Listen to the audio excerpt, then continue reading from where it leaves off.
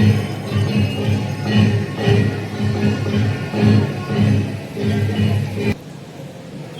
हिंद दोस्तों, फरी एक बार हार्दिक स्वागत है तमारू मारी यूट्यूब चैनल में। आज हूँ पहुंची गयो छूँ भावनगर जिला में आवेला बगदाणा धाम। जी हाँ, તમે बिल्कुल साचું સાંભળ્યું છે।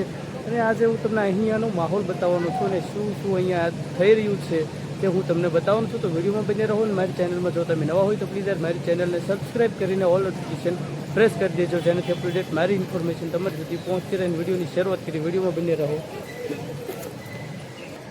તો સૌથી પહેલાં લોકો આ કાળ ભૈરવ દાદાના દર્શન કરે છે, એટલે સૌથી પહેલાં અહીંયા દર્શન કરવામાં આવે છે।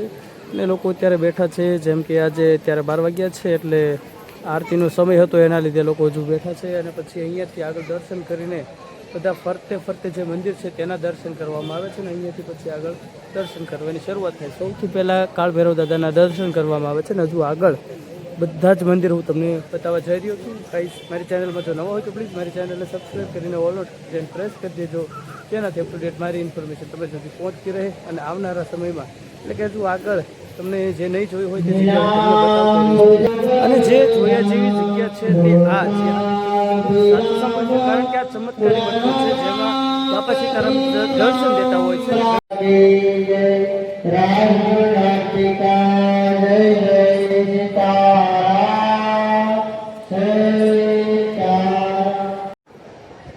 મિત્રો, તમે જોઈ શકો છો આ એ જ મંદિર છે જે આરસ પથ્થરથી બનાવવામાં આવેલું છે।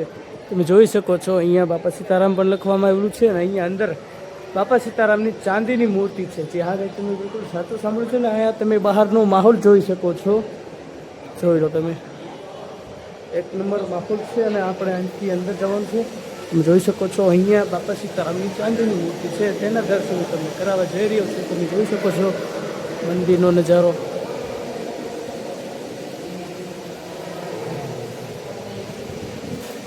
આગળ જઈને હું તમને બતાવું।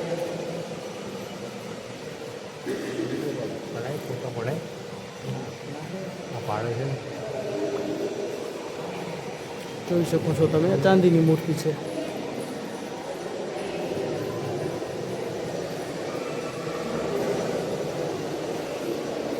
હજુ આના ઉપર પણ એક મંદિર છે, ત્યાં જઈને પણ તમને દર્શન કરાવો। ત્યાં રામ ભગવાન સીતા માતાનું મંદિર છે અને લક્ષ્મણજી પણ ત્યાં બિરાજમાન છે, તેના દર્શન કરાવવા જઈ રહ્યો છું। વિડીયોમાં બની રહેજો અને અહીંયાથી ચાલીને ઉપર જવાનું રહેશે।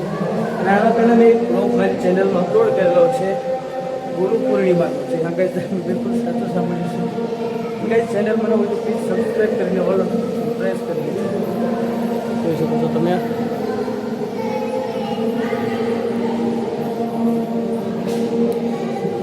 આ છે રામ ભગવાનનું મંદિર, જોઈ શકો છો। અહીંયા હનુમાનજી બિરાજમાન છે।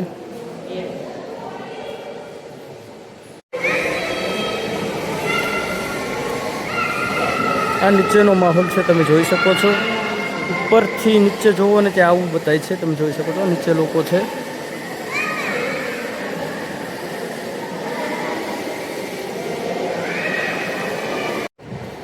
આ નજારો જે છે તે ઉપરથી હું તમને આનું વ્યૂ કરાવું છું। તમે જોઈ શકો છો ઉપરના માળથી।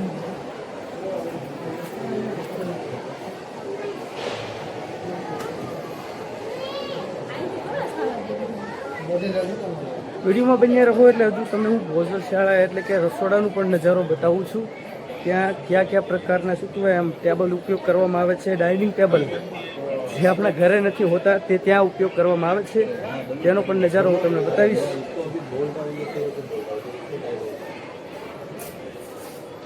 જોઈ શકો છો તમે બહારનો નજારો।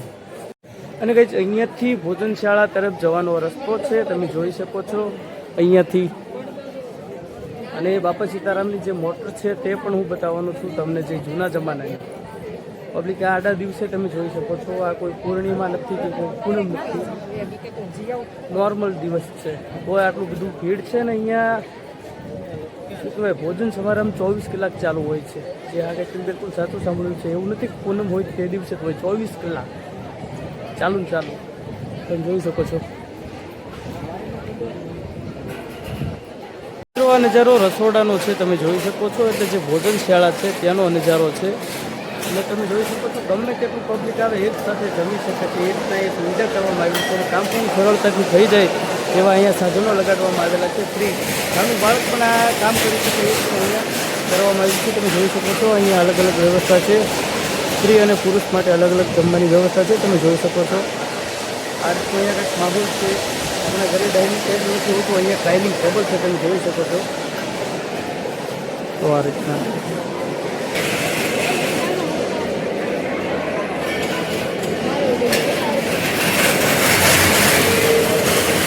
ચાલો બાબા સીતારામ. એટલે શરૂ છે.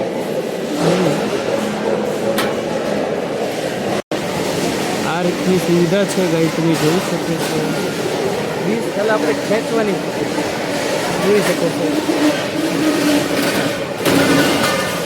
લઈ લીધું.